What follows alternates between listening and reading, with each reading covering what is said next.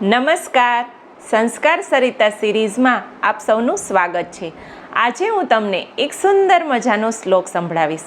આ શ્લોક આપણે દરરોજ સવારે આપણી આંખ ખુલતાની સાથે જ બોલવાનો હોય છે. તો આપણે શરૂ કરીએ. કરાગ્રે વસતે લક્ષ્મી, કરમૂલે સરસ્વતી, કરમધ્યે તુ ગોવિંદ, પ્રભાતે કરદર્શનમ, પ્રભાતે કરદર્શનમ. આ શ્લોકનો અર્થ એ થાય છે કે આપણા હાથના અગ્રભાગમાં શ્રી લક્ષ્મીજી બિરાજમાન છે, હાથના મૂળ ભાગમાં શ્રી સરસ્વતી બિરાજમાન છે અને હથેળીના મધ્ય ભાગમાં શ્રી ગોવિંદ એટલે કે ભગવાન શ્રી કૃષ્ણ બિરાજમાન છે. એટલે જ આપણે દરરોજ સવારે આંખ ખુલતાની સાથે જ આપણા હાથોનું દર્શન કરવું જોઈએ અને ભગવાન પ્રત્યે આભાર વ્યક્ત કરવો જોઈએ. કરાગ્રે વસતે લક્ષ્મી, જેવી રીતે મંદિર ઉપર કળશ શોભાયમાન છે તેવી જ રીતે આપણા હાથના અગ્રભાગમાં લક્ષ્મીજી બિરાજમાન છે. લક્ષ્મીનું આપણા જીવનમાં ખૂબ જ મહત્ત્વ છે.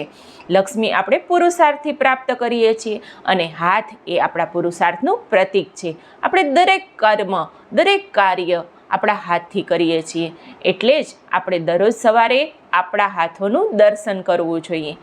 કરમૂલે તુ સરસ્વતી, એટલે કે હથેળીના મૂળ ભાગમાં વિદ્યાની દેવીમાં સરસ્વતી બિરાજમાન છે.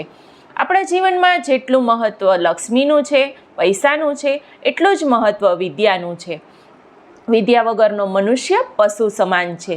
વિદ્યા આપણા જીવનને સુસંસ્કૃત, સંસ્કારી અને વિદ્વતા ભરેલું બનાવે છે. માટે જ આપણે લક્ષ્મીજીની સાથે સાથે વિદ્યાની દેવી સરસ્વતીની પણ આરાધના કરવી જોઈએ. કર મધ્યે તુ ગોવિંદમ, એટલે કે આપણા હથેળીના મધ્ય ભાગમાં શ્રી ગોવિંદ બિરાજમાન છે. એક બાજુ લક્ષ્મી છે અને બીજી બાજુ વિદ્યાની દેવી સરસ્વતી છે અને એમની મધ્યમાં શ્રી ગોવિંદને બિરાજમાન કરેલ છે. એટલે કે આપણા જીવનની અંદર લક્ષ્મી અને સરસ્વતી ગમે તેટલી આવે તો પણ ગોવિંદ ભગવાન શ્રી કૃષ્ણ આપણા જીવનની અંદર અહંકારને પ્રવેશવા ન દે અને સદાય સમતા ભરેલું બેલેન્સથી આપણું જીવન પસાર થાય. એ માટે આપણે હંમેશા દરરોજ સવારે આંખ ખુલતાની સાથે જ ઈશ્વરને પ્રાર્થના કરવી જોઈએ અને આપણા હાથોનું દર્શન કરવું જોઈએ. આભાર.